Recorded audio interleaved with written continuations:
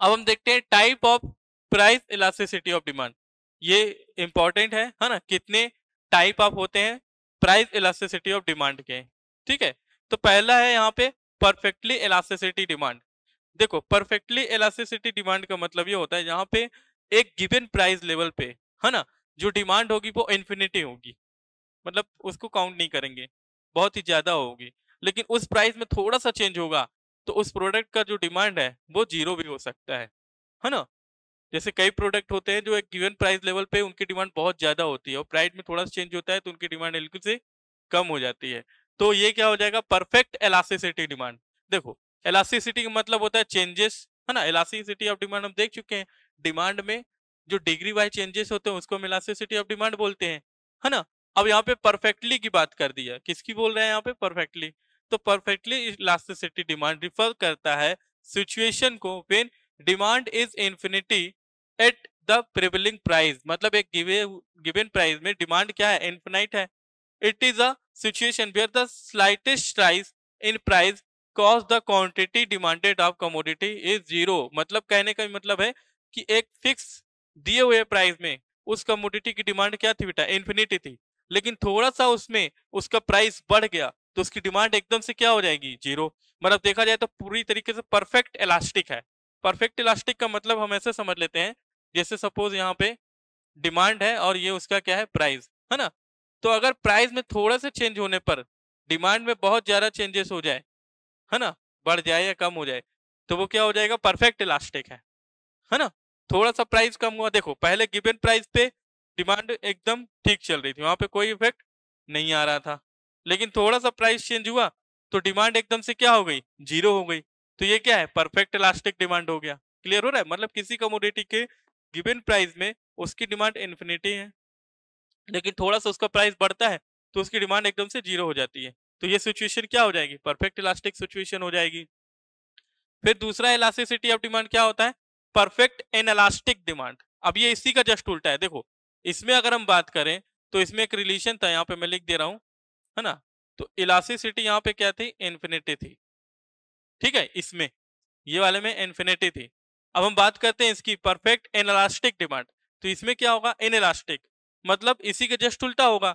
यहाँ पे क्या होगा, perfectly inelastic demand curve refers situation change in price, है ना, cause no change in the quantity demanded. मतलब किसी भी कमोडिटी के प्राइस में चेंज हो जाए बट उसकी क्वांटिटी डिमांड में चेंज नहीं हो रहा है ना। फिर even a great change price does not impact the quantity demanded, मतलब कमोडिटी ऐसी है कि उसके प्राइस में थोड़ा सा भी चेंजेस हो रहा है, ये ज्यादा भी हो रहा है, तो उसकी जो डिमांड है उस पर इफेक्ट नहीं कर रहा है। जबकि इसके ऊपर हमने इलास्टिक वाले में क्या देखा था, प्राइस में चेंज हुआ तो डिमांड एकदम से जीरो हो गई, है ना। बाकी एक लेवल तक इन्फिनिटी थी, हम फिक्स नहीं कर पा रहे थे। अब यहाँ पे क्या है ना, परफेक्ट इनएलास्टिक डिमांड में क्या होगा, perfectly inelastic demand curve refer the situation when change in price causes, है ना, no change in the quantity demand. मतलब किसी भी कमोडिटी के प्राइस में चेंज होने से उसकी क्वांटिटी डिमांड में कोई चेंज नहीं आ रहा है, तो वो क्या हो गई, परफेक्ट इनएलास्टिक डिमांड। इसको कैसे प्रेजेंट करते हैं, तो इसको प्रेजेंट करेंगे elasticity of demand is equal to zero. क्यों, क्योंकि बेटा प्राइस में कोई भी चेंजेस हो जाए उसकी कमोडिटी यानी कि उसकी डिमांड में कोई चेंजेस नहीं आ रहे हैं, तो यहाँ पर इलास्टिसिटी ईडी यानी इलास्टिसिटी क्या होगी, जीरो हो गई। यहाँ पर क्या थी, इन्फिनिटी थी, इसमें क्या थी, इन्फिनिटी थी, इसमें क्या हो गई, जीरो हो गई, है ना। अब देखेंगे यूनिटरी इलास्टिक डिमांड, ठीक ना। It refers a situation when a change in quantity demanded in response to change in own price. मतलब देखो क्या बोल रहा है, change in quantity demand response to change in own price of commodity is such that total expenditure of commodity remain constant, है ना। मतलब कहने का मतलब, अगर ऐसी सिचुएशन हो जाए जहां पर थोड़ा सा भी क्वांटिटी चेंज हो जाए response to the change in own price, मतलब उस कमोडिटी के चेंज होने पर, उस कमोडिटी के प्राइस के चेंज होने पर उसकी क्वांटिटी क्या हो जाए, डिमांड क्वांटिटी क्या हो जाए बेटा, चेंज कर जाए of the commodity such that total expenditure on the commodity remains constant. लेकिन कंज्यूमर जो एक्सपेंडिचर कर रहा है वो उसका क्या रहे, कांस्टेंट रहे। मतलब कहने का ये मतलब हो रहा है यहाँ पे कि जैसे सपोज कोई कमोडिटी है ना, उसके प्राइस में चेंज हो रहा है पर जो क्वांटिटी डिमांड होती है वो कंज्यूमर क्या कर रहा है, प्राइस के चेंज के अकॉर्डिंग एडजस्ट कर ले रहा है, मतलब उसका एक्सपेंडिचर उतना ही है। जैसे कि यहाँ पे हम समझा सकते हैं, यहाँ पे जैसे एक एग्जांपल से यहाँ पे देखते हैं, मान लो यहाँ पे मैंने प्राइस ले लिया किसी कमोडिटी का, है ना, ठीक है। प्राइस के बाद हम देख सकते हैं क्वांटिटी डिमांड, क्वांटिटी डिमांड, और ये हो जाएगा एक्सपेंडिचर, ठीक है ना। मान लो किसी कमोडिटी का प्राइस पहले 3 रुपए था, वहां पर कमोडिटी कितनी हो रही थी 150, तो टोटल एक्सपेंडिचर कितना हो गया 450 हो गया, है ना। अब वही मान लीजिए इसी यहाँ पे कमोडिटी का प्राइस कितना हो जाए, सपोज हम ले लेते हैं कमोडिटी का प्राइस कितना हो गया 5 रुपीज, है ना। अब यहाँ पे क्वांटिटी डिमांड कितनी थी 150 थी यहाँ पे, अब प्राइस बढ़ रहा है, प्राइस क्या हो रहा है बेटा, बढ़ रहा है। तो यहाँ पे क्या हो जाए, अगर मान लो ये डिमांड इसको सेम रखना है, ठीक है, तो अगर हम ऐसा ले लें इसमें यहाँ पे कितना हुआ 150, तो 450 हो गया, तो यहाँ पे संपूर्ण रख लीजिए 90 हो गई, कितनी हो गई 90, तो ये भी अभी कितना है 450 है। क्लियर हो रहा है, मतलब कहने का ये हुआ कि जब प्राइस किसी कमोडिटी का 3 रुपीज था तो क्वांटिटी डिमांड उसकी क्या थी 150 थी, लेकिन टोटल एक्सपेंडिचर जो हो रहा था वो 450 हो रहा था। ऐसे ही अगर उसका प्राइस 5 रुपीज हो जाए तो क्वांटिटी डिमांड वो 90 कर रहा है, लेकिन टोटल एक्सपेंडिचर कितना कर रहा है 450 कर रहा है, तो एक्सपेंडिचर तो इसका क्या है दोनों ही कंडीशन में सेम है ना। तो ऐसी सिचुएशन किसको प्रेजेंट करेगी, यूनिटरी डिमांड को प्रेजेंट करेगी, है ना। कहने का मतलब ये है, ये ऐसी सिचुएशन है जहां पर प्राइस में थोड़ा इफेक्ट आता भी है और क्वांटिटी को हम चेंज भी कर देते हैं, लेकिन जो टोटल एक्सपेंडिचर कर रहे हैं वो क्या होता है यहाँ पे सेम होता है, उसमें वो इफेक्ट नहीं होता है ना। तो ये कौन सी सिचुएशन हो जाती है, ये सिचुएशन हो जाती है यूनिटरी डिमांड की। आगे देखते हैं greater than unitary elastic demand, है ना। ये कौन सी सिचुएशन है, ग्रेटर देन यूनिटरी, एक minute,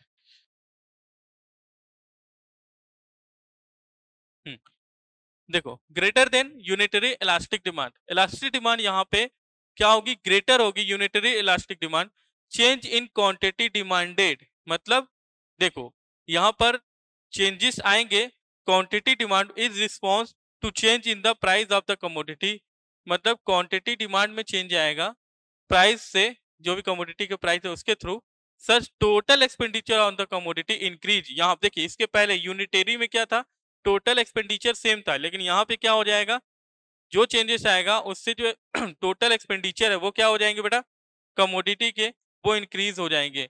if the price is total expenditure decrease when the price is increase, कहने का मतलब यह है कि जब किसी कमोडिटी में, है ना, उसके प्राइस में अगर थोड़ा सा इंक्रीजनेस आएगी, प्राइस क्या हो जाएगा इंक्रीज होगा, तो क्वांटिटी डिमांड से उसका जो टोटल बात करें किसका एक्सपेंडिचर का, वो क्या हो जाएगा कम हो जाएगा, और अगर प्राइस कम होता है तो एक्सपेंडिचर क्या हो जाएगा बढ़ जाएगा, मतलब क्वांटिटी डिमांड उस केस में क्या हो जाएगी बढ़ जाएगी।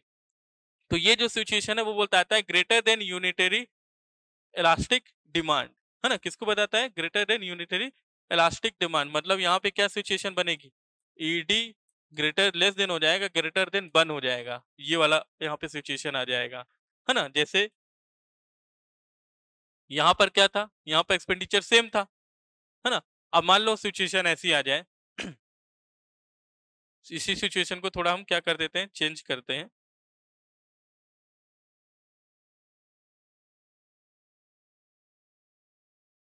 चलिए देखते हैं। मान लीजिए सिचुएशन ऐसी हो जाए कि प्राइस 4 रुपीज है, कमोडिटी डिमांड कितनी थी उसकी 100, तो टोटल एक्सपेंडिचर कितना होता है 400 रुपीज हो जाएगा, है ना, इनको मल्टीप्लाई करेंगे, और यहीं पर अब क्या हो रहा है प्राइस उसका कम हो गया 3 रुपए हुआ, ठीक है ना, तो ये कितना हो जाना चाहिए 3 रुपए हुआ तो ये बढ़ गया कितना होगा 150 हो गया, तो ये कितना कर दिया 150, समझ में आ रहा है। तो ये जो सिचुएशन है वो किसको प्रेजेंट कर रही है बेटा, वो प्रेजेंट कर रही है greater than unitary elastic demand, मतलब कि देखा जाए तो ये ऐसी सिचुएशन है जहां पर कमोडिटी का प्राइस चेंज होने पे उसकी कंज्यूमर उसकी कमोडिटी का कंजम्पशन बढ़ा देता है, तो जो टोटल एक्सपेंडिचर है वो इंक्रीज हो जाता है ना, और अगर प्राइस कम हो जाएगा तो वो कंजम्पशन कम कर देगा, तो टोटल एक्सपेंडिचर क्या हो जाता है बेटा कम हो जाता है। तो elasticity of demand is greater than unitary elastic when change in quantity demanded in response to change in the price of the commodity, such that total expenditure on the commodity increase when the price decrease and total expenditure decrease when the price increase. Clear हो गया? अब आते हैं एक last situation है less than unitary elastic demand. ये क्या होती है? देखिए, elasticity of demand is less than, यहाँ पे कम होती है unitary elastic demand when in change in quantity demanded, है ना, in response to change in the price of commodity, मतलब in such that total expenditure of commodity increase when the price rise and decrease when the price falls। क्या बोल रहा है? देखो, ऐसी situation है यहाँ पर इलास्टिसिटी ऑफ डिमांड क्या होती है? लेस होती है ना, when change in quantity demanded, है ना, रिस्पॉन्स टू द प्राइस, मतलब किसी कमोडिटी का जो प्राइस होता है उसके रिस्पॉन्स में ईडी क्या होगी बेटा? लेस होगी। ठीक है ना, ईडी क्या होगी? लेस होगी, है ना। और इफेक्ट क्या है? अगर उस कमोडिटी का प्राइस कम होता है तो एक्सपेंडिचर क्या हो जाएगा बेटा? कम हो जाए, कम कर देंगे हम उसका एक्सपेंडिचर। और अगर प्राइस बढ़ता है तो हम एक्सपेंडिचर क्या कर देंगे? यहाँ पे इंक्रीज कर देंगे। जैसे देखो यहाँ पर ये सिचुएशन मैंने दी है, मैंने उल्टा लिख दिया है क्या? अच्छा, एक मिनट, ये ना, इसको थोड़ा करेक्ट कर लेना। यहाँ पे एडी जो है वो ज्यादा है, 1 यहाँ पे कम है। इस सिचुएशन में क्या होगा? इसके रिलेशन में यहाँ पे क्या होगा? ईडी, है ना, ईडी यहाँ पे लेस देन हो जाएगी 1। यहाँ पे क्या है? ईडी लेस देन है। देखो ये बोल रहा है elasticity of demand is less than, यहाँ पर ग्रेटर देन था तो ये ग्रेटर है, थोड़ा सा मिस्टेक हो गई, इसको करेक्ट कर लेंगे, है ना। तो elasticity of demand is less than unitary elastic when change in quantity demanded in response to price of the commodity. कहने का मतलब ये है कि जब किसी कमोडिटी का प्राइस कम या ज्यादा होगा यहाँ पे, तो ईडी जो है यानी कि इलास्टिसिटी डिमांड क्या है कि वो कम होगी। किसके रिस्पॉन्स में बेटा? उस प्राइस की क्वांटिटी के रिस्पॉन्स में। क्लियर है? तो यहाँ पे कैसा रिलेशन हो गया? ईडी लेस देन है 1 से। ठीक है, अब इसको हम देख लेते हैं, ये काफी इंपॉर्टेंट है, इलास्टिसिटी ऑफ डिमांड और उसकी डिग्री। ठीक ना, अभी हम सारी डिग्रीज को देखें फिर भी एक बार इसको डिस्कस कर लेते हैं। देखिए, परफेक्टली इलास्टिसिटी डिमांड, देखो परफेक्टली इलास्टिसिटी डिमांड में मैंने क्या बताया था? मैंने ये बताया था कि यहाँ पर प्राइस में थोड़ा सा चेंजेस होगा, यानी प्राइस थोड़ा सा बढ़ेगा तो डिमांड एकदम से क्या हो जाएगी? इनफिनाइट हो जाएगी। एक गिवन लेवल पे डिमांड बनी रहेगी, है ना। और अगर प्राइस में थोड़ा चेंज होगा तो डिमांड क्या हो जाएगी? उसकी इलास्टिसिटी क्या हो जाएगी? इनफिनाइट हो जाएगी। तो यहाँ पर ईडी क्या हो गया? इन्फिनिटी हो गई, है ना। फिर परफेक्टली इलास्टिक डिमांड क्या था? यहाँ पे क्या बताया था कि प्राइस में चेंज होगा तो क्वांटिटी पे कोई इफेक्ट नहीं पड़ेगा, है ना। ये किए थे ना अपन परफेक्टली इलास्टिसिटी डिमांड में। तो यहाँ पर ईडी क्या हो गई? 0। क्यों? उसके प्राइस में चेंज हो जाए फिर भी उसकी क्वांटिटी डिमांड चेंज नहीं होगी, मतलब ईडी क्या है? 0 है। फिर यूनिटरी में क्या बताया था मैंने? यूनिटरी में क्या बताया था कि ईडी उसके एक्सपेंडिचर, मतलब किसी कमोडिटी का प्राइस अगर कम या ज्यादा होता है ना, तो प्राइस के कम या ज्यादा होने से एक्सपेंडिचर पे कोई इफेक्ट नहीं पड़ेगा। एक्सपेंडिचर क्या रहेगा? कांस्टेंट रहेगा। तो यहाँ पर क्या बन गया? ईडी इक्वल टू 1 हो गया, है ना, इसकी डिग्री। फिर greater than unitary elastic demand, देखिए ग्रेटर देन में क्या बताया था? यहाँ पे ईडी ज्यादा होगा, है ना। ईडी क्या होगा? ज्यादा होगा, मतलब किसी कमोडिटी के प्राइस में कोई चेंजेस होता है तो इलास्टिसिटी ऑफ डिमांड ज्यादा होगी, मतलब जो चेंजेस होगा उससे ज्यादा क्वांटिटी में डिमांड क्या हो जाएगी बेटा? इलास्टिक हो जाएगी, है ना। मान लीजिए प्राइस 1 रुपए भी चेंज हो रहा है तो जो डिमांड है उसकी वो काफी क्या हो जाएगी? कम या ज्यादा हो सकती है, मतलब डिमांड की जो इलास्टिसिटी है वो वहां पे चेंजेस ज्यादा रहेंगे। तो यहाँ पर ग्रेटर देन यानी greater than unitary elastic demand, तो यहाँ पर क्या हो जाएगा? इसी देखो काफी ट्रिकली अगर देखा जाए तो यहाँ पर यूनिटरी इलास्टिक डिमांड को हमने 1 रखा है, यहाँ पे बराबर कितना हो गया? 1 हो गया। अब यहाँ पर ग्रेटर देन, तो ग्रेटर देन में क्या है? ये वाली सिचुएशन है, ठीक है ना। ईडी को क्या कर दो? ग्रेटर कर दो। और लेस देन, तो लेस देन में क्या कर रहे हो? ईडी को क्या कर दो? कम कर दो। तो इस तरीके से भी हम देख सकते हैं इसके डिग्री के रिलेशन को।